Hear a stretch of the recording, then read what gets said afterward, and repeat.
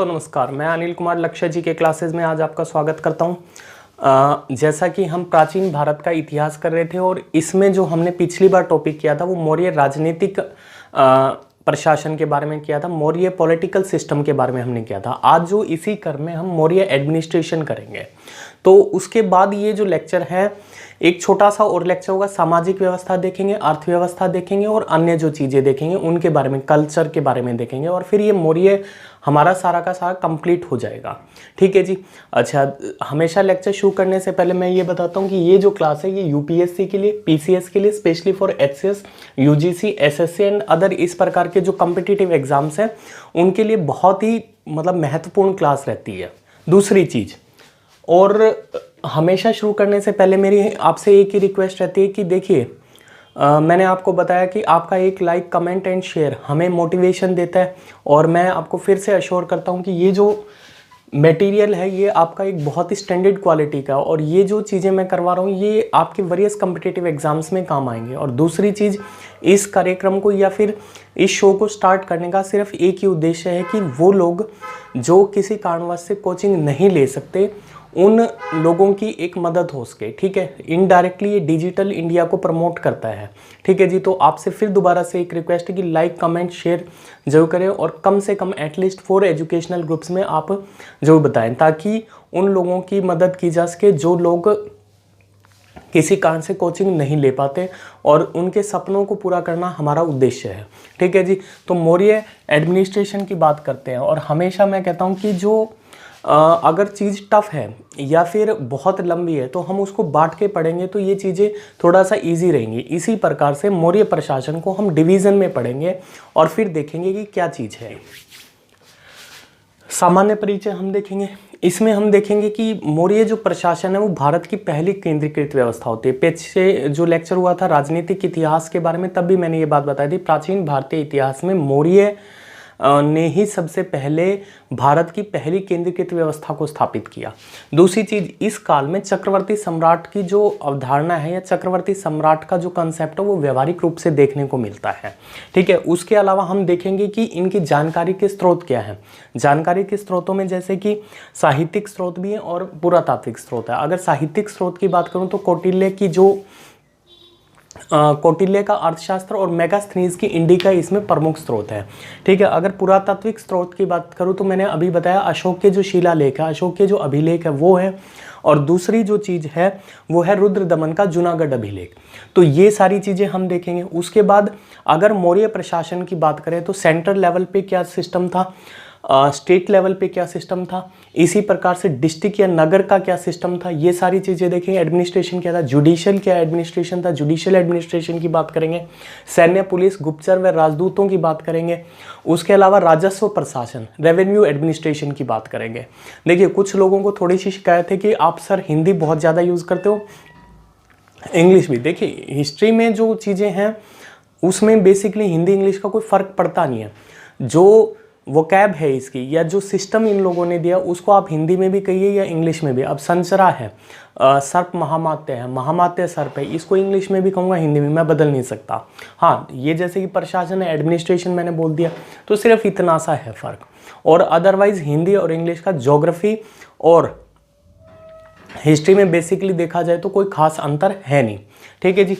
तो ये central administrative system है, ये देखेंगे। स्टेट एडमिनिस्ट्रेशन पे मैं देखूंगा, इसमें यहाँ पे सम्राट की एक महत्वपूर्ण भूमिका में है। ठीक है। इसमें देखेंगे कौटिल्य ने कि जो सप्तांग सिद्धांत है उसमें राजा को जो राज्य का निर्माण 7 तत्वों से होता है जिसमें राजा की महत्वपूर्ण भूमिका होती है। ठीक है। राजा सर्वोपरि है यहाँ पर।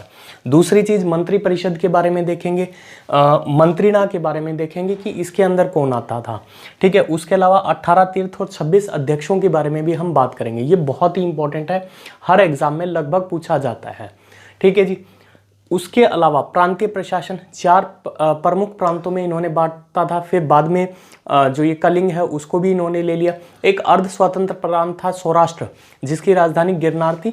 उन सब चीज़ों के बारे में देखेंगे। और जो संरचना है किस तरीके से है, तो उस बारे में हम देखेंगे। नगरीय प्रशासन की बात करेंगे कि कौन कौन से प्रमुख नगर थे, उनके विवरण के स्रोत क्या थे, नगर का अधिकारी कौन था, ये सारी चीज़ें हम देखेंगे। न्याय प्रशासन की बात करेंगे कि विभिन्न स्तर पर जो न्याय प्रशासनिक संरचना है, न्यायिक संरचना है, जुडिशियल जो स्ट्रक्चर है वो कैसा है, ठीक है। इसी प्रकार से सैन्य सिस्टम है, जो आर्मी है उसकी क्या स्थिति रही है, पुलिस की क्या स्थिति है, पुलिस को रक्षण कहा गया है, यहाँ पे गुप्तचरों की एक अहम भूमिका है, ठीक है। तो इस बारे में देखेंगे कि मौर्य प्रशासन की जो रीढ़ की हड्डी अगर मैं कहूँ कि गुप्तचर, ये आपका गुप्तचर विभाग था, तो ये गलत नहीं है, ठीक है। इसी तरीके से राजदूत हैं, कितने प्रकार के राजदूत थे, इन सब चीज़ों के बारे में देखेंगे। राजस्व प्रशासन की, रेवेन्यू सिस्टम एक बहुत बड़ा सिस्टम है। कौटिल्य के अनुसार राजस्व जो है वो राज्य का शरीर कहा गया है उसको, ठीक है। तो उसके बारे में हम देखेंगे। तो ये सारी चीज़ें हम इस प्रकार से देखें। एक लंबा टॉपिक है, लेकिन इस तरीके से अगर हम पढ़ेंगे तो वो एक सिस्टमेटिक वे से रहेगा। फिर मैं ये कहता हूँ कि ये जो लेक्चर है ये यूपीएससी, ठीक है, और यूपीपीसीएस, एचसीएस वगैरह के लिए जो है 2 पॉइंट ऑफ व्यू इंपॉर्टेंट है। एक तो जीएस के पॉइंट ऑफ व्यू, जीएस में प्री प्लस मेंस, ठीक है, ये चीज़ें। और ऑप्शनल में अगर किसी का हिस्ट्री सब्जेक्ट है तो one of the most important lecture है ये। एक्चुअली मैं इसी चीज़ को ध्यान में रख के करवाता हूँ, लेकिन ये चीज़ें आपको जीएस में भी हेल्प करेंगे।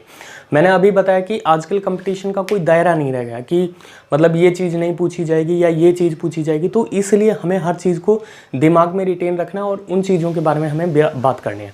तो अब हम जो है सबसे पहले स्टार्ट करते हैं सामान्य परिचय के बारे में। देखिए, प्राचीन भारतीय इतिहास में मैंने पहले ही बताया कि प्राचीन भारतीय, ये मैंने अभी इसलिए लिखा था कि आप अपनी कॉपी में नोट कर लें। दूसरा, प्राचीन भारतीय इतिहास में मौर्य प्रशासन को भारत की पहली केंद्रीकृत व्यवस्था कहा गया है, ये बात मैंने अभी बताई। दूसरा, मौर्य काल में ही चक्रवर्ती सम्राट की जो अवधारणा है उसका व्यवहारिक रूप देखने को यहाँ मिलेगा, यानी कि इससे पहले कोई चक्रवर्ती सम्राट की अवधारणा नहीं थी, ठीक है, और ना ही कोई राजा अपने आप को चक्रवर्ती सम्राट के रूप में स्टैब्लिश कर पाया। लेकिन यहाँ पे मैंने अभी बताया बिंदुसार है, ठीक है, और उसके अलावा चंद्रगुप्त मौर्य है, अशोक है, ये चक्रवर्ती सम्राट थे। उसके अलावा जो जानकारी के स्रोत हैं, मैंने अभी बताया कि कौटिल्य का अर्थशास्त्र है, मेगास्थनीज की इंडिका है, ये सबसे महत्वपूर्ण चीज़ है। दूसरी चीज़, अशोक के अगर पुरातात्विक स्रोतों की बात करूँगा तो उसमें अशोक के अभिलेख और रुद्र दमन का जो जूनागढ़ अभिलेख है वो एक प्रमुख स्रोतों के रूप में जाना जाता है। तो इस प्रकार से ये सामान्य परिचय था, जिसको मैंने बताया कि हमें टोटल ये पढ़ना है, इस मौर्य प्रशासन में सामान्य परिचय पढ़ना है, जो अभी हमने स्टेप खत्म कर दिया। अब बात करते हैं केंद्रीय प्रशासन के रूप में कि केंद्रीय प्रशासन कैसा था, किस प्रकार की चीज़ें थी, उसमें सम्राट का क्या योगदान था, सम्राट की क्या भूमिका होती थी, ये सारी चीज़ों के बारे में अब हम बात करते हैं। इंद्रिय प्रशासन, मौर्य प्रशासन में राजा को राजतंत्रात्मक केंद्रीय व्यवस्था का केंद्र कहा गया, यानी कि सीधी सी बात है, राजा बहुत ज़्यादा महत्वपूर्ण स्थान था। जो भी निर्णय लेता था वो राजा का होता था, ठीक है। 3 चीज़ें होती हैं, वैसे भी मैंने आपको बताया सिस्टम 3 चीज़ों में चलता है, एडमिनिस्ट्रेटिव सिस्टम, लेजिस्लेटिव सिस्टम होता है, एडमिनिस्ट्रेटिव सिस्टम होता है, जुडिशियल सिस्टम होता है, ठीक है। आज अगर मैं बात करूं तो एडमिनिस्ट्रेटिव सिस्टम, जिसको आप एग्जीक्यूटिव भी कहते हो, executive, legislative and judicial system, ठीक है। आज अगर आप बात करें लेजिस्लेटिव सिस्टम कौन चलाता है, संसद होती है, सभी शक्तियां संसद में नहीं था, अगर आपने पॉलिटी में पढ़ा हो तो, ठीक है। इसी प्रकार से एग्जीक्यूटिव सिस्टम बहुत पूरा ब्यूरोक्रेसी होती है, ठीक है, आईएएस से लेके नीचे क्लरिकल तक ये सारा एग्जीक्यूटिव सिस्टम है, ठीक है। उसके अलावा जुडिशियल सिस्टम होता है, डिफरेंट लेवल पे सुप्रीम कोर्ट है, हाई कोर्ट है, हर स्तर पर हमने न्याय प्रशासन है, यानी कि एक व्यक्ति के हाथ में सत्ता नहीं है। लेकिन अगर मैं मौर्य प्रशासन की बात करता हूँ, मैंने पहले बताया कि बहुत ही ज़्यादा केंद्रीकृत व्यवस्था थी, ठीक है। तो उस वजह से जितनी भी चीज़ें हैं तो और दूसरी चीज़ यहाँ राजतंत्रात्मक व्यवस्था थी, ठीक है, डिक्टेटरशिप थी एक तरीके से देखा जाए तो। और फिर उस वजह से राजा को राजतंत्रात्मक केंद्रीय व्यवस्था का, he is the central point of the आपकी इस राजतंत्रात्मक व्यवस्था को सेंट्रल पॉइंट था। दूसरी चीज़, जितनी भी चीज़ें थी, बेशक वो एग्जीक्यूटिव हो, लेजिस्लेटिव हो या फिर मतलब आपका लेजिस्लेटिव हो, एग्जीक्यूटिव हो या जुडिशरी हो, उसकी जो भी था उसका सेंटर पॉइंट कौन था, जितनी भी शक्तियां थी वो सब राजा के पास होती थी, यानी कि तभी तो वो सेंट्रलाइज्ड हो गया। यानी कि एग्जीक्यूटिव का कोई डिसीजन लेना है तो वो भी राजा लेगा, लेजिस्लेटिव लेवल पे अगर कोई कानून बनाना वो राजा बनाएगा, उसको लागू करवाने का काम भी राजा का होगा। और दूसरा, अगर कुछ गलत हुआ है तो न्यायिक व्यवस्था भी राजा के हाथ में होंगे। ठीक है। उसके अलावा मैंने बताया था कौटिल्य ने एक सिद्धांत दिया था सप्तांग सिद्धांत, जिसमें उसने बताया था कि ये मैंने पहले पढ़ाया, राज्य का जो निर्माण होता है उसमें 7 तत्व होते हैं और उसमें राजा जो है वो सर्वोच्च स्थान है उसका। ठीक है, राज्य के निर्माण में राजा की एक अहम भूमिका होती है, तो राजा को सर्वोच्च स्थान दिया गया है। दूसरी चीज, कौटिल्य जो है ये इसे धर्म प्रवर्तक व सामाजिक व्यवस्था का संचालक कहता है, यानी कि सारी चीजें इसी के अंदर ही निहित है। ये मैंने ओवरऑल जो है चीजें इसमें बताई हैं, तो ये राजा की भूमिका होगी। अब बात करेंगे हम इसका जो सेकंड पॉइंट था, मैंने कहा था मंत्रिणा क्या है, तो उसके बारे में बात करेंगे। फिर हम मंत्री परिषद के बारे में बात करेंगे और उसके बाद मैं बात करूंगा 18 जो तीर्थ हैं उनकी और 26 अध्यक्षों की बात, तो फिर ये हमारी चीजें कंप्लीट होंगी। बात करते हैं मंत्रिणा। मंत्रिणा जो है अति महत्वपूर्ण मंत्री आते थे, जैसे कि पीएम, सेनापति, प्रधानमंत्री वगैरह आते हैं, यानी कि महत्वपूर्ण मंत्री व अमात्य आते थे इसके अंदर। ठीक है, प्रधानमंत्री हुआ, सेनापति हुआ, ये सारे लोग इसके अंदर आते थे। उसके अलावा 48,000 इनका जो वेतन था 48,000 वार्षिक ही, 48,000 पण वार्षिकी, यानी कि एक साल में 48,000 वार्षिकी हो गया, तो महीने का पूछे तो आप निकाल सकते हो। ठीक है, उसके अलावा 4,000 यानी कि पण वार्षिकी हो गया। ठीक है, मंत्री परिषद है, ये जो थे एक मंत्री परिषद, मंत्रिणा का जो स्थान था वो सबसे सर्वोच्च था, उसके बाद मंत्री परिषद आती थी और इनके जो सदस्यों का चुनाव होता था वो एक विधि होती थी उपधा परीक्षण। ठीक है, उसके द्वारा होता था। अब ये क्या है क्या नहीं, इसमें हमें नहीं पढ़ना है, इस चक्कर में हमें अपना काम निकालना है। मैं हमेशा कहता हूँ कि आपको बहुत ज़्यादा रिसर्च नहीं करनी, PhD नहीं करनी, हमें सिर्फ अपने उस पे सब्जेक्ट पे या फिर अपने टारगेट पे केंद्रित रहना है। ठीक है, सेंट्रल सिस्टम को ही हमें अडॉप्ट करना है। तो मंत्री परिषद सदस्यों का चुनाव उपधा परीक्षण द्वारा होता था। उसके अलावा जो वेतन है इसका 12,000 वार्षिकी पण रहता था। ठीक है जी, ये चीज़ होगी। अब जो सबसे महत्वपूर्ण चीज़ है इसमें, जो सबसे महत्वपूर्ण चीज़ है वो है हमारी, जो ये मैंने बताया थे 18 तीर्थ हैं, इनके बारे में। अब हम इनके बारे में बात करते हैं, 18 तीर्थों के बारे में बात करेंगे। इनके मतलब कौन कौन से ये थे, कौन कौन से डिपार्टमेंट संभालते थे, ये सारी चीज़ें अब हम बात करेंगे। उसके अलावा अध्यक्ष, विभिन्न विभागों के अध्यक्षों के बारे में बात करेंगे। तो ये फिर इस प्रकार से हम केंद्रीय प्रशासन को समाप्त कर देंगे। देखिए, इसमें जो सबसे 18 तीर्थों में जो सबसे महत्वपूर्ण है वो है प्रधानमंत्री, PM मैंने इसको लिखा है। ठीक है जी, ये 18 तीर्थों में सर्वाधिक प्रमुख होता था। कुछ उदाहरण, जैसे कि चंद्रगुप्त के समय में जो प्रधानमंत्री थे वो कौटिल्य होते थे। बिंदुसार के समय में कुछ समय तक कौटिल्य इनके प्रधानमंत्री रहे थे। उसके पश्चात खल्लाटक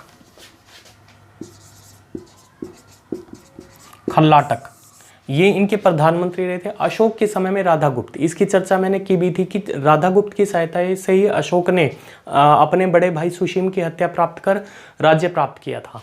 ठीक है जी, तो ये राधागुप्त वही है। उसके अलावा और दूसरी चीज, इन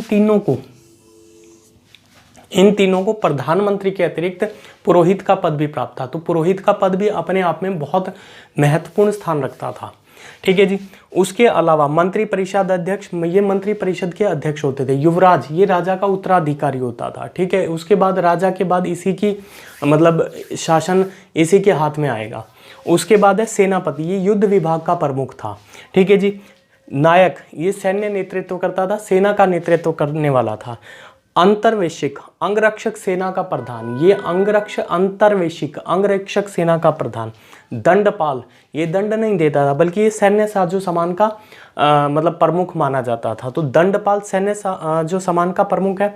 उसके अलावा दुर्गपाल, ये भीतरी दुर्ग था, इंटरनल जो दुर्ग होते थे उनकी रक्षा करता था। ये जो बाहर सीमा तक थे उसकी रक्षा करने वाला अंतपाल, जहां सीमा का अंत होगा। ठीक है, वहां पे सीमावर्ती दुर्ग का प्रमुख कौन होगा? अंतपाल होगा। भीतरी दुर्ग का दुर्गपाल होगा। दोवारिक, द्वार पे खड़ा होने वाला, यानी राजमहल की देखभाल करने वाला दोवारिक, द्वार पे खड़ा होने वाला। इससे लिंक कीजिए आप चीजों को। ठीक है, नागरक, नगर का प्रमुख अधिकारी नागरक कहता था। कौटिल्य इसको नागरक कहता है। मेगास्थनीज इसको एस्ट्रोनॉमी कहेगा। ठीक है जी, तो नागरक नगर का प्रमुख अधिकारी था, ये नागरक कहता है। उसके बाद प्रशासता, जो प्रशासता है वो आज प्रशासता भी यूज होता है, प्रशासित किया जाता है, यानी कि ये राजकीय कागजात से संबंधित है। ऑफिशियल जो आज भी कागजात हैं उनके ऊंचे प्रशस्ति लिखा जाता है या प्रशासित लिखा जाता है। तो उससे आप लिंक कर सकते हो, राजकीय कागजात की देखभाल करने वाला, राजकीय आज्ञा जो होती थी, राजज्ञा जो होती थी, उसको लिखा जाता था, यानी कि ऑफिशियल ऑर्डर को लिखने वाला जो अधिकारी होता था वो प्रशासता कहलाता है। तो ये 12 हमने कर लिए। अब हम आगे देखेंगे, टोटल 18 है। ये परवेष्ठा, ये कंठ का शोधन, जो फौजदारी न्यायालय उनको कंठ का शोधन कहा जाता था। तो परवेष्ठा उसके प्रधान होते थे, यानी कि वो उस न्यायालय के प्रमुख होते थे। उसके अलावा धर्मस्थ, ये व्यवहारिक न्यायालय, जो आज के दिन दीवानी न्यायालय होते हैं उसको उस टाइम पे व्यवहारिक न्यायालय कहा जाता था। उसके जो प्रमुख न्यायाधीश होते थे उसको धर्मस्थ कहा जाता था, या तो इसको धर्मस्थ कहा जाता था। व्यवहारिक यानी कि दीवानी न्यायालय के प्रमुख होते थे। समाहर्ता, ये रेवेन्यू हेड होते थे, यानी कि राजस्व प्रधान होते थे। सन्निधाता, सन्निधाता होते हैं राजकीय कोषाध्यक्ष, यानी ट्रेजरी ऑफिसर हैं आज के दिन के राजकीय कोषाध्यक्ष। कर्मांतिक, कर्म का अंत, यानी कि उद्योग धंधा, कर्म कह रहा है तो यानी कि उद्योग धंधा के प्रधान कौन होंगे? कर्मांतिक होंगे। आठविक, वन विभाग के प्रमुख होते थे ये। तो ये आठविक है, ये वन विभाग के प्रमुख थे। ये चीजें हैं। तो इस प्रकार से हमने देखा कि 18 तीर्थ कौन कौन से हैं, उनके बारे में हमने चर्चा की। अब जो केंद्रीय प्रशासन है उसके लास्ट टॉपिक के ऊपर हम चर्चा करते हैं, वो है कि 26 जो अध्यक्ष हैं ये विभिन्न विभागों के अध्यक्ष थे। इनके बारे में हम चर्चा करते हैं और इनका जो वेतन होता था वो 1000 पर्ण वार्षिकी होता था। तो इनके बारे में अब हम चर्चा करते हैं। 26 अध्यक्षों की बात करते हैं। मैंने बताया था ये विभिन्न विभागों के अध्यक्ष हैं। दूसरा, इनका जो वेतन है वो 1000 पर्ण वार्षिकी है। तीसरी चीज, मेगास्थनीज ने इनके लिए मैजिस्ट्रेट शब्द का यूज किया गया है। मैजिस्ट्रेट शब्द, मैजिस्ट्रेट शब्द इनके लिए यूज किया गया है। उसके अलावा मैंने एक छोटा सा फैक्ट लिखा है, सबसे कम जो वेतन है वो 60 पर्ण है सैनिक का। तो देखिए, मंत्रिणा के जो प्रमुख मंत्री होते थे उनका वेतन 48,000 पर्ण वार्षिकी है। मंत्री परिषद के जो थे उनका 12,000 पर्ण वार्षिकी है। इनका जो वेतन है वो 1000 पर्ण वार्षिकी है। सबसे कम वेतन 60 पर्ण है। तो ये सारे मैंने आपको कंपैरेटिव वे से बताए हैं। सीता अध्यक्ष राज्य के कृषि विभाग का प्रमुख होता था। ये आपको चीज ध्यान रखनी है। सीता अध्यक्ष राज्य के कृषि विभाग का प्रमुख होता था। सीता भूमि राज्य की भूमि कहलाती थी, आगे हम पढ़े भी गए। तो सीता अध्यक्ष राज्य के कृषि विभाग का प्रमुख होता था। उसके अलावा कूपा अध्यक्ष, ये वन विभाग का प्रमुख था, head of the department of the forest department का अध्यक्ष था। ये कूपा अध्यक्ष था। विविता, विविध यानी चरगा जो है, आजकल जो ये गौशाला वगैरह ये जहाँ पे ये गाय हैं या चरागा जो थे जहाँ गाय चराते हैं, तो मतलब वो जो भूमि थी उसका प्रमुख कौन होता था? विविता अध्यक्ष होता था। ये गौशालाएं एक अलग चीज है। चरागा विभाग जो था उसका प्रमुख कौन होता था? विविता अध्यक्ष होता था। अंकरा अध्यक्ष जो है ये खनन डिपार्टमेंट यानी कि माइनिंग डिपार्टमेंट है, उसका जो प्रमुख था वो खनन विभाग का प्रमुख था, अंकरा अध्यक्ष। चरागा अध्यक्ष वन विभाग का जो प्रमुख था वो चरागा अध्यक्ष था, विविता अध्यक्ष था। उसके अलावा वन विभाग का प्रमुख कूपा अध्यक्ष। सीता का राजकीय कृषि विभाग का प्रमुख होता था। उसके अलावा पणिया अध्यक्ष, ये वाणिज्य विभाग का प्रमुख माना जाता है। ठीक है जी, कमर्शियल डिपार्टमेंट है वो, उसका प्रमुख कौन होगा? पणिया अध्यक्ष। लक्षणा अध्यक्ष, ये छापे या टकसाल जो जहाँ पे मिंट क्वाइंस वगैरह मिंट जो होती है उसका प्रमुख कौन था? वो लक्षणा अध्यक्ष था। ये इसको एक मतलब वो था कि करेंसी जारी इशू कर सकता, तो राजकीय मुद्रा जारी यही करता था, लक्षणा अध्यक्ष ही करता था। ठीक है जी। सौवर्णिक जो था वो एक और चीज है, सौवर्णिक ये इनका अध्यक्ष होता था, यानी लक्षणा अध्यक्ष का अध्यक्ष सौवर्णिक नाम का एक अधिकारी होता था। तो ये सारी चीजें अब हम इनके बाद आगे देखते हैं कि और कौन कौन से अध्यक्ष हैं उनके बारे में हम जानते हैं। रूपदर्शक, ये सिक्कों की जांच करने वाला अधिकारी था कि सिक्के फर्जी तो नहीं चल रहे। उस टाइम पे भी ब्लैक मनी का इशू रहा होगा, तो उस चीज़ की जांच करने वाला था कि जो सिक्के हैं वो सही हैं। उसके अलावा मुद्रा अध्यक्ष, ये पासपोर्ट डिपार्टमेंट का अध्यक्ष होता था। पासपोर्ट विभाग का अध्यक्ष कौन था? मुद्रा अध्यक्ष था। पोतवा अध्यक्ष, अब मुद्रा से लगेगा कि सिक्कों का, यहाँ पे कंफ्यूजन हो जाती है इसलिए ध्यान से कीजिएगा। उसके अलावा पोतवा अध्यक्ष ये मापतोल का अधिकारी होता था। उसके अलावा जो मानाध्यक्ष, हम मैथ्स में करते थे let distance will be the D and time will be the T, तो वही चीज़ है। मानाध्यक्ष दूरी एवं समय का अध्यक्ष होता था, ये मानाध्यक्ष होता था। संस्था अध्यक्ष, व्यापारिक कार्यों से संबंधित जो अध्यक्ष था वो संस्था अध्यक्ष था। ठीक है। उसके अलावा शुल्क अध्यक्ष, व्यापारियों से जो कर करने वाला था, शुल्क का मतलब ही कर होता है, तो व्यापारियों से कर वसूलने वाला अध्यक्ष कौन था? शुल्काध्यक्ष था,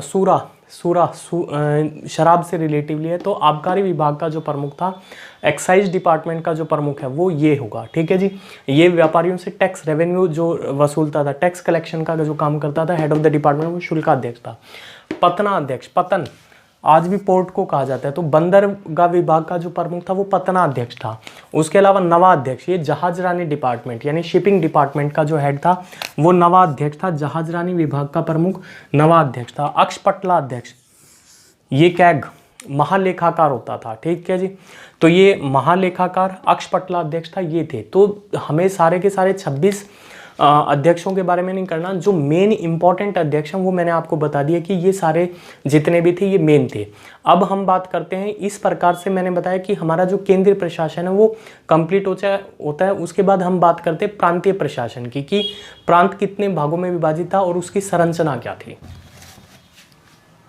प्रांतीय प्रशासन, प्रांतीय प्रशासन की बात करूं तो मैंने पहले भी बताया था कि ये जो प्रशासन है ये 4 प्रमुख भागों में बांटा गया था, और उसके बाद कलिंग जो है वो अशोक द्वारा जीता गया था। तो यानी कि 5 प्रशासन हो गए। इन प्रशासनों की अगर मैं बात करूं, ये प्रांत है उत्तरापथ। उत्तरापथ की पहले भी मैंने बात की थी, राजधानी कौन सी थी, तक्षशिला थी। ठीक है जी, उसके अलावा जो दक्षिणापथ है इसकी जो राजधानी है वो स्वर्णगिरी थी। ठीक है जी, और दक्षिणा का जो सबसे प्रमुख मंडल है, ये यहाँ मैंने मंडल लिखा है, तो जो दक्षिणा का सबसे प्रमुख मंडल है वो है इसीला। ठीक है, और इसकी जो मतलब चर्चा है वो ब्रह्मगिरी अभिलेख में देखने को मिलती है, इसीलिए हम कह सकते हैं कि उत्तर दक्षिणापथ का जो राजधानी है वो इसीला थी और ये ब्रह्मगिरी अभिलेख में था। उसके अलावा अवंती, उज्जैन इसकी राजधानी है। ठीक है, पूर्व या प्राची जिसको कहा जाता है, इसकी जो राजधानी है वो पाटलिपुत्र है, और इसका जो प्रमुख मंडल है, इनके कोई प्रमुख मंडल नहीं है इसीलिए मैंने नहीं लिखे हैं। ठीक है, कौशाम्बी, ठीक है, ये कौशाम्बी इनका एक प्रमुख मंडल है। उसके अलावा कलिंग, कलिंग जो है वो तोसीला, जोगढ़ समापा अभिलेख में इसका है, जोगढ़ इसका जो है वो प्रमुख मंडल है। तो इस प्रकार से ये मंडल है। उसके अलावा जो अर्ध स्वतंत्र प्रांत है, एक और की चर्चा मिलती है, अर्ध स्वतंत्र प्रांत, वो है सौराष्ट्र। सौराष्ट्र ये है, और इसकी जो राजधानी है वो गिरनार थी।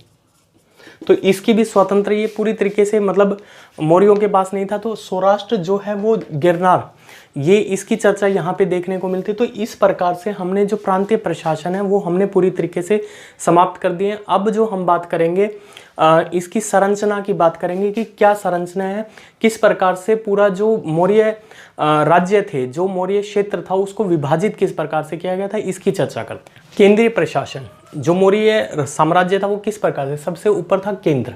ठीक है जी, उसके बाद प्रांत आता था, इसका जो प्रमुख था वो कुमार कहा जाता है, आर्यपुत्र कहा जाता था, यानी कि युवराज को ही प्रधान बनाया गया था।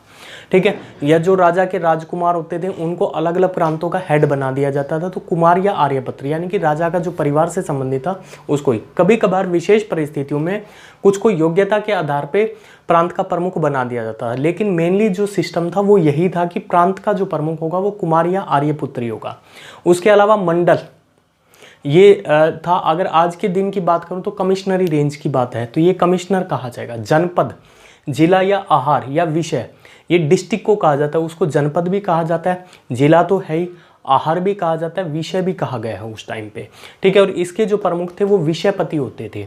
उसके अलावा स्थानीय, जो स्थानीय हैं, स्थानीय उसके बाद एक यूनिट आती थी, यानी कि आज के दिन के हिसाब से अगर इसको कंपैरिजन करूँ तो सब डिवीज़न, उपमंडल की तहत। उसके अलावा द्रोण, ठीक है, तहसील लगा सकते हैं आप, सब तहसील लगा सकते हैं। तो ये तो और भी बहुत ज़्यादा डिवीज़न है। ठीक है, द्रोण 400 गांव आते हैं, ये मैं बताऊंगा। खरवाटिक, संग्रहण, उसके बाद गोप, उसके बाद सबसे जो छोटी इकाई थी वो ग्राम होती थी, यानी, और ग्राम का जो प्रमुख था वो ग्रामीण होता था, ये आपको ध्यान रखना है। विषय का प्रमुख विषयपति है, प्रांत का प्रमुख कुमार या आर्यपुत्र है। उसके अलावा जो ग्राम है मैंने बताया ग्रामीण, 10 गांवों को मिलाकर एक गोप बनता था, 10 गांवों को मिलाकर एक गोप। इसी प्रकार से संग्रहण कितना हुआ, 100 गांवों को मिलाकर एक संग्रहण बनाया गया, यानी कि आप इसको डिवाइड करोगे तो 10 गोपों को मिलाकर, सीधी सी बात यह है।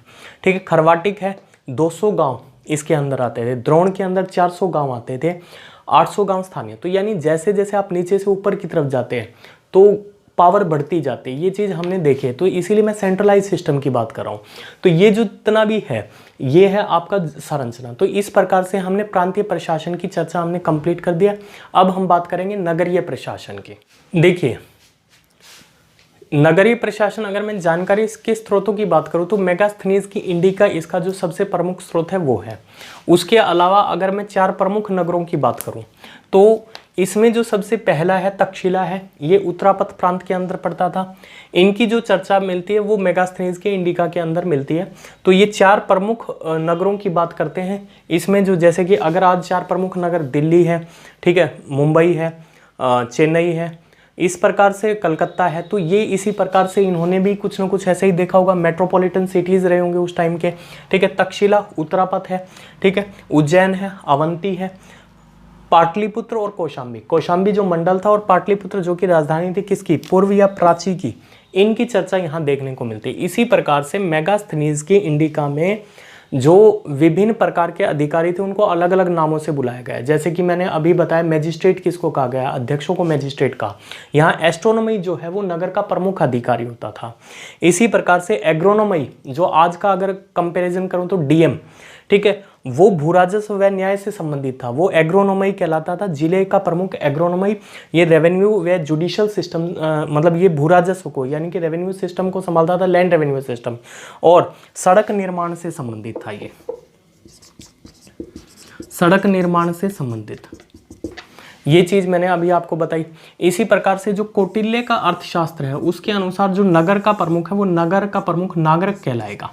तो ये ऑलरेडी मैं चर्चा कर भी चुका हूँ। तो इस प्रकार से ये सारी चीज़ है, ये है नगरीय प्रशासन के बारे में। अब हम बात करेंगे सैन्य व्यवस्था क्या है, गुप्तचर व्यवस्था क्या थी, उन सब चीज़ों के बारे में हम बात करेंगे। उसके अलावा जो बातचीत करेंगे वो राजदूतों के बारे में बातचीत करेंगे। एक और चर्चा रह गई कि मेगास्थनीज की इंडिका में या मेगास्थनीज ने ये बताया कि इस नगर के प्रशासन को संभालता कौन था। वो ये कहते हैं कि इसके लिए समिति थी, ठीक है, और वो समितियां इनको संभालती थी। 6 समितियां थी जिसके अंदर 5 सदस्य होते थे प्रत्येक समिति में। उस प्रकार से नगरीय प्रशासन के लिए भी सेम इसी प्रकार से जो सैन्य प्रशासन हो उसके लिए भी समितियां गठित की गई थी, वो इनको संभालते थे। तो हम समितियों की चर्चा कर लेते हैं। सबसे पहले नगरीय प्रशासन के अंदर कौन कौन सी समितियां थी, वो जो इसको संभालती थी, इसके बारे में हम चर्चा करते हैं। तो ये 6 प्रमुख समितियां हैं जिसमें 5 सदस्य, यानी टोटल कितने सदस्य हो गए, 6 पंजा 30, यानी 30 मेंबर्स हो गए। शिल्प समिति है, ये मतलब कारीगरों से संबंधित समिति थी, जो कारीगरों की समस्याएं आई होंगी या उनको सुझाव देती थी, ये शिल्प समिति है। उसके बाद है विदेशी समिति। देखो वहाँ पे क्योंकि मौर्य प्रशासन बहुत बड़ा था, व्यापार रहा होगा, तो ऑब्वियस सी बात है विदेशी भी आते रहते होंगे, तो उनके देखभाल करने के लिए जो समिति बनाई गई थी वो विदेशियों से संबंधित थी, यानी विदेशों की स्पेशल खातिरदारी की जाती थी। भगवान को मैंने बताया कि आज भी हम अतिथि देवो भव की नीति अडॉप्ट करते हैं, अतिथि देवो भव, यानी भगवान देव के समान है। तो ये चीज़ें वहीं से कंसेप्ट आप जोड़ सकते हैं। तो विदेशियों के लिए भी एक पूरी समिति थी। जनसंख्या, ये जन्म एवं मृत्यु से संबंधित जो रजिस्टर थे उनसे संबंधित एक समिति थी कि कौन कितने पैदा हुए, कितने मरे, तो यानी कि एक तरीके से पॉपुलेशन को ये देखती थी। उद्योग व्यापार से संबंधित थी कि उद्योग व्यापार को कैसे मतलब एडमिनिस्टर करना है, किस प्रकार से क्या क्या चीज़ें हैं, तो वो सारी उद्योग व्यापार से। वस्तु निरीक्षण, कोई मिलावटी सामान ना बेचे, या इस प्रकार की जो समिति होती थी वस्तु निरीक्षण से संबंधित समिति थी कि मिलावटी सामान नहीं होना चाहिए। ये सारी चीज़ें जो थी उनको मतलब ऑब्जर्व करने के लिए, जैसे आज फूड इंस्पेक्टर्स वगैरह हैं, तो उससे आप संबंध रख सकते हो कि कभी भी कोई भी जाकर वहाँ देख सकता था किसी प्रकार की मिलावट तो नहीं की जा रही। कर, टैक्स, मैंने पहले ही बताया कि राजस्व को तो कौटिल्य ने राज्य का शरीर कहा है, तो रेवेन्यू सिस्टम या जो टैक्स सिस्टम है वो तो इसका था ही। तो ये नगरियों से संबंधित समिति थी। तो इस प्रकार से नगरीय प्रशासन अब समाप्त होता है। अब हम बात करेंगे सैन्य व्यवस्था की, पुलिस, गुप्तचर और न्यायिक व्यवस्था क्या है, इन सब चीज़ों की बात, न्यायिक प्रशासन की, ये सारी चीज़ें अब हम डिस्कस करेंगे। तो सबसे पहले हम डिस्कस करते हैं न्याय प्रशासन की। न्याय प्रशासन, देखिए इस न्यायालय का जो प्रमुख था वो व्यवहारिक या धर्मस्थ न्याय कहलाता था, यानी कि धर्मस्थ या व्यवहारिक था वो इस न्यायालय का प्रमुख था। ठीक है जी। दूसरा किस टाइप का न्यायालय था, ये धर्मस्थ ही है, यानी कि एक प्रकार का दीवानी न्यायालय था। एक चीज़ तो ये हमें देखनी है। दूसरा जो न्यायालय था वो था कंठ का शोधन। इस न्यायालय का जो प्रमुख था वो परवेष्टा कहलाता था। दूसरा ये फौजदारी न्यायालय था। ठीक है जी, फौजदारी न्यायालय था। उसके अलावा एक हमने रज्जुक भी पढ़ा था। ये हालांकि राजस्व एवं न्याय प्रशासन को देखता था। लेकिन तो यही बात मैंने लिखी है, ये जनपद और मंडल स्तर पर न्यायालय का प्रमुख था। ठीक है जी, यानी कि नगर का प्रमुख न्यायाधीश यही कहलाता था, जिले का प्रमुख न्यायाधीश यही कहलाता था। आज के दिन से अगर मैं कंपैरिजन करूं तो डिस्ट्रिक्ट एंड सेशन जज, तो ये वो था। उसके अलावा मैंने यही बात दोबारा लिखी कि राजस्व प्रशासन का भी कार्य संभालता था, एक चीज। उसके अलावा ग्राम न्यायालय सबसे निम्न न्यायालय था। डिसेंट्रलाइजेशन सिस्टम को हम कह सकते हैं, आज ग्राम न्यायालय के कंसेप्ट को फिर से दोबारा से मतलब जनरेट किया जा रहा है। तो ये सबसे निम्न स्तर का था तथा इसका प्रमुख जो था वो वहीं का कोई सीनियर सिटीजन यानी कि जो वृद्ध जन होता था वो होता था। तो इस प्रकार से ये न्यायालय प्रशासन की बात की गई है। अब हम सेना से संबंधित बातें देखेंगे कि सैन्य प्रशासन कैसा था। देखिए, सैन्य प्रशासन के बारे में विभिन्न विद्वानों ने, जो मौर्य सेना थी, विभिन्न विद्वानों ने उसके बारे में कुछ अपने अपने विचार रखे। जैसे कि जस्टिन, हमने ये चीज़ पहले भी पढ़ी थी। जस्टिन ने ये कहा था कि चंद्रगुप्त ने 6 लाख की सेना से संपूर्ण भारत को रौंद दिया था। तो ये एक तरीके से ये दिखाते कि मौर्यों की जो सैन्य प्रशासन था वो बहुत ज़्यादा सुदृढ़ था। इसी प्रकार से जस्टिन ने चंद्रगुप्त की सेना को डाकुओं का गिरोह कहा था, यानी कि बहुत ही संगठित सेना थी और बहुत बुरी तरीके से चीज़ों को कुचलते हुए चलती थी और विजय प्राप्त करती थी। इसी प्रकार से जो प्लिनी है, ये यूनानी विद्वान हैं जितने भी हैं, प्लिनी है, जस्टिन है, प्लूटार्क है, ये सब यूनानी विद्वान हैं। उनके अनुसार उन्होंने विवरण दिया है। तो प्लिनी ने भी यही कहा है कि मौर्य सेना की संख्या का विवरण देते हुए ये कहता है कि 6 लाख पैदल सैनिक थे, 9,000 हाथी थे और 30,000 घोड़े थे। ठीक है जी, ये इनके साथ था। उसके अलावा एक अन्य विवरण के अनुसार मौर्य सेना में 8,000 अश्वचालित रथ ये थे और एक नौसेना थी। तो ये सारी चीजें मौर्य सेना के बारे में उन्होंने कहा है। अब हम देखेंगे कि जिस तरीके से नगर को चलाने के लिए कुछ समिति गठित थी और एक समिति में 5 सदस्य होते थे, ऐसे ही सैन्य प्रशासन के लिए भी समितियां थी और ये समितियों के माध्यम से ही सैन्य प्रशासन चलता था। और ये भी 6 समितियां थी और एक समिति में 5 सदस्य होते थे। इनके बारे में हम जानते हैं। ये जो सैन्य समितियों की बात है ये मेगास्थनीज ने बताई है। मेगास्थनीज के अनुसार सैन्य प्रशासन है वो सेना की 6 प्रमुख समितियों के द्वारा चलाया जाता था, जिसमें एक समिति में 5 सदस्य होते थे, यानी कि 30 सदस्य हो गए। ये 6 समितियां कौन कौन सी थी? जल सेना होती थी, साजो सामान के लिए एक समिति बनाई गई थी, हाथी, घोड़ा, पैदल, रथ। तो ये 6 समितियां था, इन 6 समितियों के द्वारा ही चलाया जाता था। इसके अलावा हम देखते हैं कि सेना से संबंधित कुछ प्रमुख शब्दावलियां, जैसे कि सेनापति है वो युद्ध विभाग का प्रमुख, मैंने पहले भी बताया था। नायक है ये सैन्य नेतृत्व करता था, यानी कि सेना का नेतृत्व करने वाला था। मोल था ये स्थायी सैनिक था। भृतक था ये किराए का सैनिक था। तो इस प्रकार से ये भय है, तो ये भृतक था ये किराए का सैनिक था। तो इस प्रकार से सेना के बारे में बात की गई है। अब बात करते हैं कौटिल्य। कौटिल्य ने जहां तक बात है उन्होंने कौटिल्य ने 3 प्रकार के युद्धों की चर्चा की है और 4 प्रकार के दुर्गों की चर्चा की है, वो अब हम देखते हैं। तो ये 3 प्रकार के कौटिल्य ने जो 3 प्रकार के युद्ध किए गए हैं वो कौन कौन से, उनकी चर्चा जो की गई है। सबसे पहला युद्ध है प्रकाश युद्ध। ये आमने सामने लड़ा गया युद्ध है। ठीक है जी, जो आमने सामने सेनाएं करती है उसको प्रकाश युद्ध उन्होंने कहा है। दूसरा तुष्णी। तुष्णी युद्ध ये है कि जब दुश्मन स्ट्रोंग होता है तो आप सबसे पहले उनके ही मतलब राज्य में फूट डलवा दो और वहाँ पे एक गृह युद्ध की स्थिति उत्पन्न हो जाएगी, जिसके बाद वो राज्य कमजोर हो जाएगा और फिर उसके बाद उस पर हमला किया जाता है। तो इस प्रकार के युद्ध को कहा जाता है तुष्णी युद्ध। इसी प्रकार से कूट युद्ध कौन सा होता है? जो कूटनीति के द्वारा लड़ा जाता है उस युद्ध को कहा जाता है कूटनीति के युद्ध। ठीक है, इसी प्रकार से 4 प्रकार के दुर्गों की बात की है। ओदक, नदी द्वीप पर बना गया जो दुर्ग है वो ओदक कहलाता है। ठीक, पार्वत यानी कि पर्वत पर जो बना गया दुर्ग है उसे हम पार्वत है वो उस पर्वत पर जो बना हुआ दुर्ग है उसको हम पार्वत कहेंगे। ठीक है, इसी प्रकार से धानवन, रेगिस्तान के में बना युद्ध धानवन कहलाएगा। वन में बना हुआ जो दुर्ग है वो वन कहलाएगा। तो ये 4 प्रकार के दुर्गों की बात की है। इस प्रकार से ये सारी चीजें मतलब कौटिल्य ने अपने सेना के बारे में बताई है। अब जो हम बात करते हैं पुलिस को क्या कहा जाता था? पुलिस को रक्षिण कहा जाता था।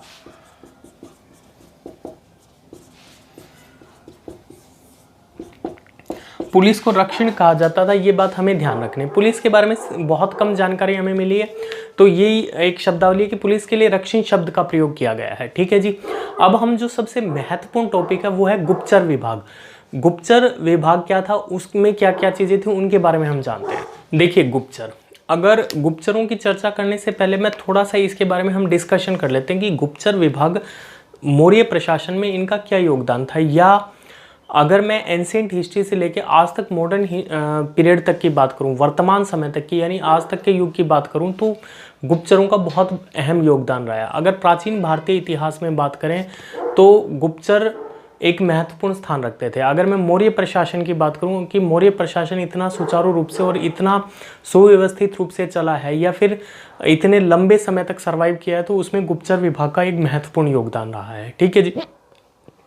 अगर आप देखेंगे कि अशोक की बात करूं तो अशोक ने धम्म को अपनाया था, ठीक है जी, अहिंसा को अपनाया था। उसके बावजूद भी 30 वर्षों तक बिना कुछ तलवार उठाए अगर वो लंबे समय तक शासन कर रहे हैं, तो उसमें गुप्तचर विभाग का एक बहुत महत्वपूर्ण रोल रहा होगा। डेफिनेटली क्यों रहा होगा कि आप देखिए कि मान लीजिए उसने किसी को धम्म की शिक्षा दी और उसने किसी व्यक्ति को, और वो व्यक्ति अगर कहीं और जाता है और वो धम्म के बजाय विद्रोह की या फिर मतलब विद्रोह करने की सोचता है, तो गुप्तचर क्या करते थे कि उससे पहले ही अशोक को बता देते थे और अशोक फिर उसे दोबारा से मतलब इस चीज़ के लिए प्रेरित करता था, धम्म के लिए प्रेरित करता था, ना कि विद्रोह के लिए। तो वो उसको समझा देता हुआ, तो ये एक सबसे महत्वपूर्ण चीज़ है। ठीक है जी। उसके अलावा गुप्तचर गुप्त काल में भी गुप्तचरों का एक महत्वपूर्ण योगदान था। इसी प्रकार से अगर मैं एंशिएंट मिडविल हिस्ट्री की बात करूं तो नो डाउट बलबन की जो गुप्तचरी विभाग था वो बहुत प्रमुख मतलब फेमस था। अलाउद्दीन खिलजी के समय की बात करें तो वहाँ भी गुप्तचर विभाग का, इसी तरीके से लोधी के समय की बात करूं तो एक महत्वपूर्ण स्थान रखता है। इसी प्रकार से अगर मुगल सल्तनत की बात करते हैं तो मुगल सल्तनत में भी गुप्तचरों का एक अहम स्थान था। शेरशाह सूरी जो ये कहता था कि राज्य रूपी शरीर में जो गुप्तचर हैं वो धमनियों के रूप में काम करते हैं। ठीक है, उनके जो राजमार्ग थे वो बहुत लंबे थे, तो वहाँ पर गुप्तचरों को उन्होंने तैनात किया हुआ था और इस प्रकार से वो पूरी की पूरी जो भी एक्टिविटी थी उसको वो देखते थे। ठीक है जी। और अगर मैं आधुनिक भारत में बात करूं तो आधुनिक भारत के यानी कि इतिहास की बात करूं, मॉडर्न हिस्ट्री ऑफ इंडिया की बात करूं, तो नो डाउट अंग्रेजों ने भी गुप्तचरों का यूज़ किया। ठीक है, 1800 और उन्हीं गुप्तचरों को जिन्होंने अंग्रेजों ने यूज़ किया उसे हम गद्दार कहते थे। ठीक है, और वो भी क्या करते हैं, 1857 की क्रांति के विफल होने के पीछे अंग्रेजों के इन गुप्तचर विभाग का सबसे अहम योगदान रहा है। ठीक है जी।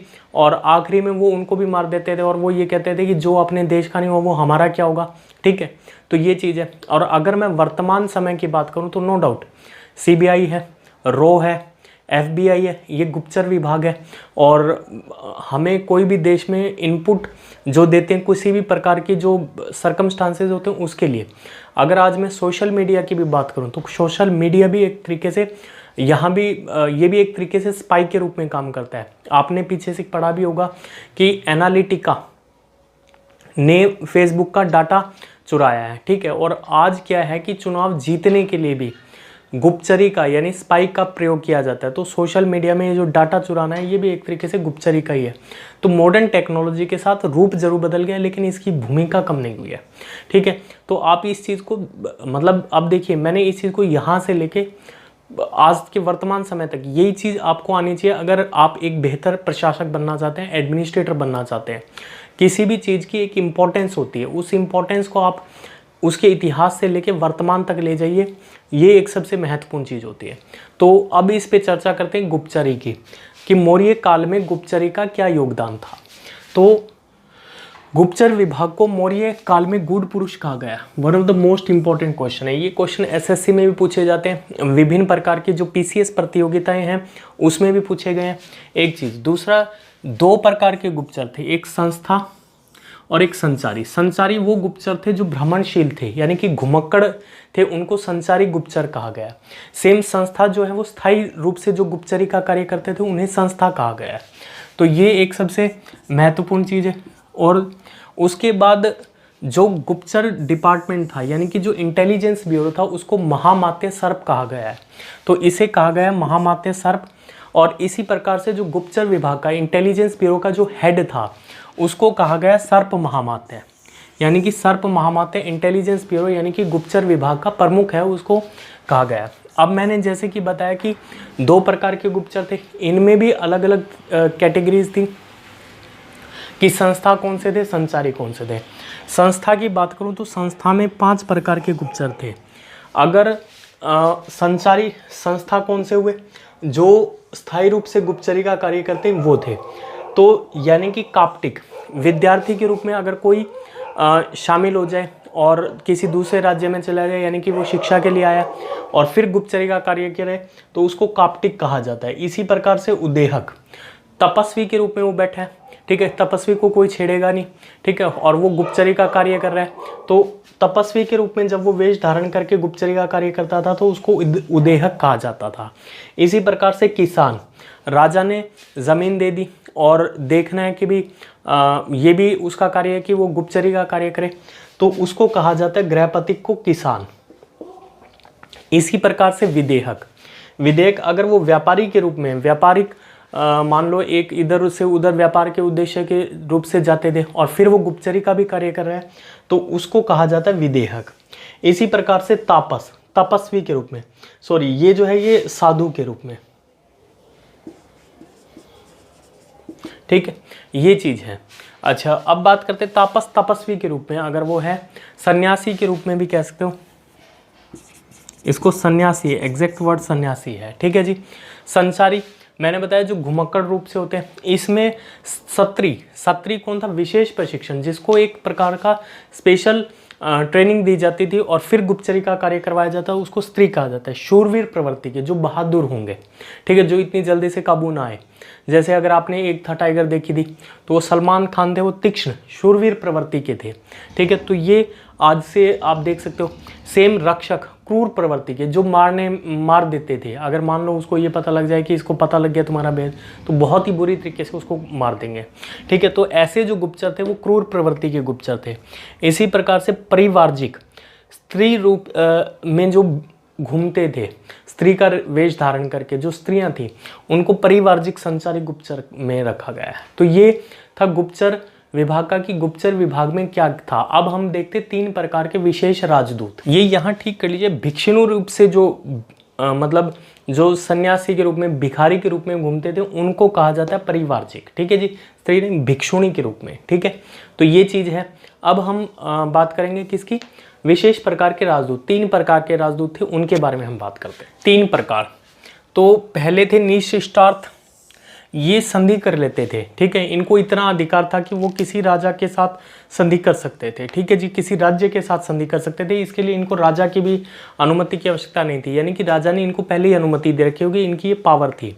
उसके अलावा परिमितार्थ, ये संधि करने से पूर्व राजा की अनुमति की आवश्यकता होती थी, तो ये एक सबसे इंपॉर्टेंट है। थोड़ा सा लो रैंक के होंगे। सबसे नीचे होते थे शासनाहार। शासनाहार कौन थे? सूचनाओं का आदान प्रदान करते थे ये, ठीक है। और इसके अलावा इनको किसी प्रकार का अधिकार नहीं प्राप्त था, just to exchange the informations, ठीक है। तो ये इनको इसके अलावा कोई अधिकार प्राप्त नहीं था। तो ये एक सबसे महत्वपूर्ण चीज़ है। अब जो सबसे लास्ट पार्ट है वो है राजस्व प्रशासन।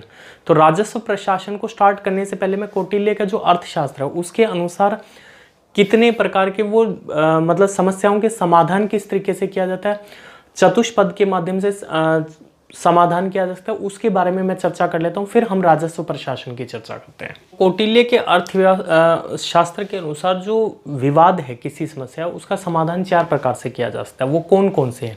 सबसे पहला धर्म। धर्म का अर्थ है कि सार्वभौमिक कानून है, यानी कि इस जो धर्म के मामले में जो कानून है वो सार्वभौमिक है, उसमें किसी भी प्रकार का बदलाव नहीं किया जा सकता, बड़ी सख्ती से ये कानून लागू होंगे, ठीक है जी, एक चीज़। दूसरा चरित्र। चरित्र क्या है? पुराने निर्णयों के आधार पर अगर मान लीजिए कोई विवाद आता है और इसी प्रकार का विवाद अगर पहले भी आया हुआ है और उसमें क्या निर्णय दिया जाता है रेफरेंस के लिए, तो उसको देखते हुए ही फिर नए निर्णय में भी उसका इफेक्ट आपको देखने को मिलेगा और वही फैसला दिया जाएगा। आज भी आप देखिएगा कि सुप्रीम कोर्ट है या हाई कोर्ट है, इनके अभिलेख न्यायालय होते हैं, रिकॉर्ड रूम होते हैं। तो वहाँ पे क्या करते हैं कि जब वो केस आता है तो वकील क्या करेगा कि पुराने इस प्रकार के केस को देखेगा और उसमें ये देखेगा कि क्या निर्णय सुप्रीम कोर्ट ने या हाई कोर्ट ने दिया था, फिर उसको वहाँ पे रखेगा, ठीक है जी। तो इसी प्रकार की चीज़ थी, तो पुराने निर्णयों के आधार पर ये चीज़ की गई है।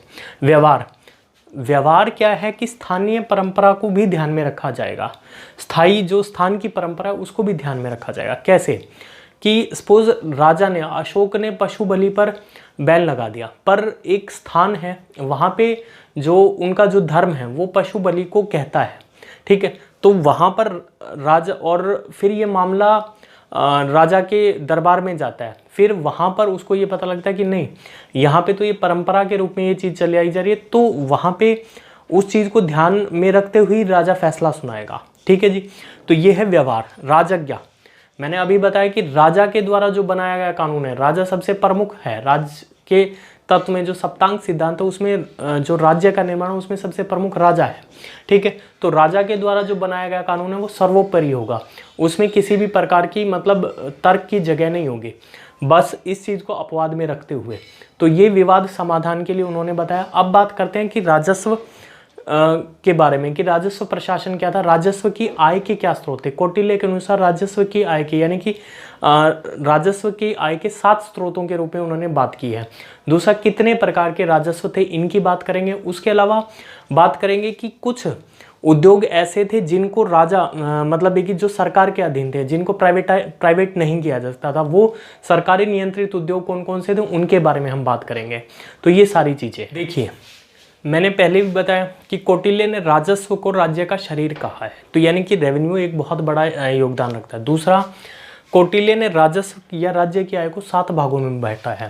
कौन कौन सी, जैसे दुर्ग, नगर से प्राप्त जो आय थी उसको दुर्ग कहा जाता था, यानी कि जो शहरों से जो टैक्स कलेक्ट होता था उससे आय होती थी।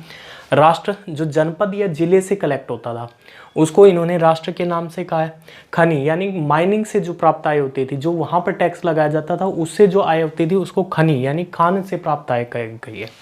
उसके अलावा सेतु, फल फूल सब्जी से जो प्राप्त आय थी उसको सेतु कहा गया है। ठीक है, इस पे भी टैक्स लगाया जाता था।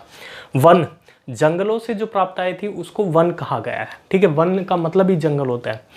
ब्रज, पशुओं से प्राप्त आय, ब्रज भूमि, तो यानी कि पशुओं से जो प्राप्त आय है उसको इन्होंने ब्रज कहा है।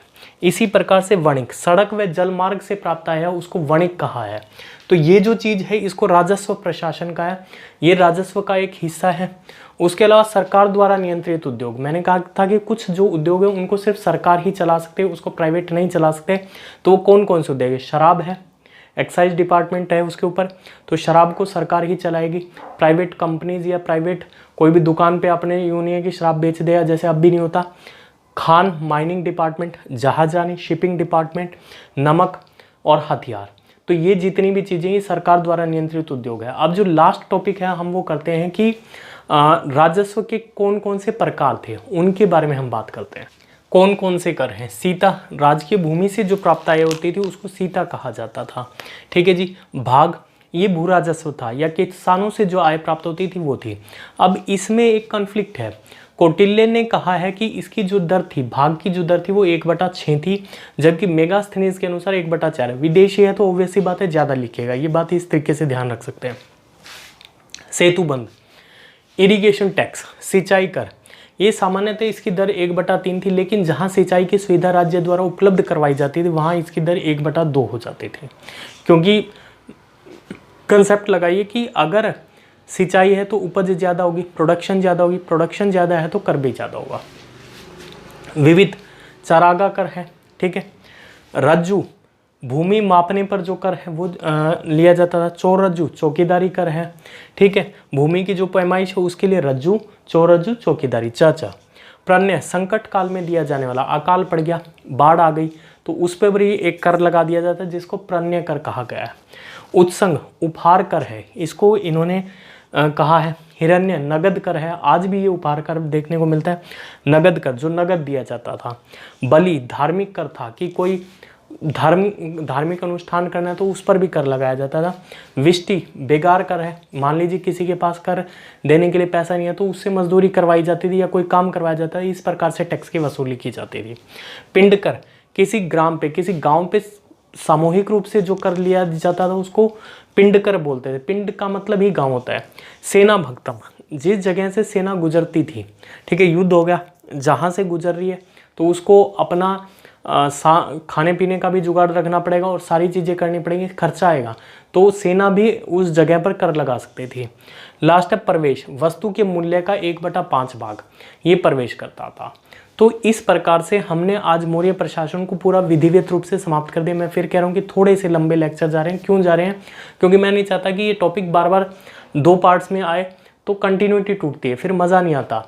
तो अब जो लास्ट टॉपिक होगा उसमें हम ये पूरा मौर्य साम्राज्य ख़त्म कर देंगे, और उसके बाद फिर जैसे मैंने बताया कि मॉडर्न हिस्ट्री स्टार्ट करेंगे, उसकी पूरी एक यूनिट कर देंगे। इस प्रकार से हमारा ये प्रोग्राम चलता रहेगा। और अभी जैसे ही आज कल मैं ज्योग्राफी की पूरी एक सीरीज स्टार्ट कर रहा हूँ। फिजिकल ज्योग्राफी से हम स्टार्ट करेंगे, फिजिकल करेंगे, फिर इंडियन ज्योग्राफी करेंगे, वर्ल्ड ज्योग्राफी करेंगे। तो मैंने जैसा कि अपना वादा किया था कि मैं इस ऑनलाइन कार्यक्रम को बंद नहीं करूँगा। बेशक ऑफलाइन की क्लासेस स्टार्ट हो गई है, लेकिन फिर भी मैं इसको रखूँगा ताकि कंटिन्यूटी मेंटेन है, और जो लोग नहीं आ सकते और किसी कारण से कोचिंग नहीं ले सकते उनको भी इस चीज़ का बेनिफिट मिले। तो आशा करता हूँ कि आपको ये लेक्चर ज़रूर पसंद आया होगा। कमेंट में आप बताएं, कोई कमी है तो भी बताएं, ठीक है। तो मैंने फिर एक ही रिक्वेस्ट आपसे कि प्लीज़ एक लाइक, एक कमेंट, एक शेयर आपका हमें मोटिवेशन देता है। कम से कम एटलीस्ट 4 एजुकेशनल ग्रुप्स में इसको ज़रूर शेयर करें और सब्सक्राइब भी करवाएं।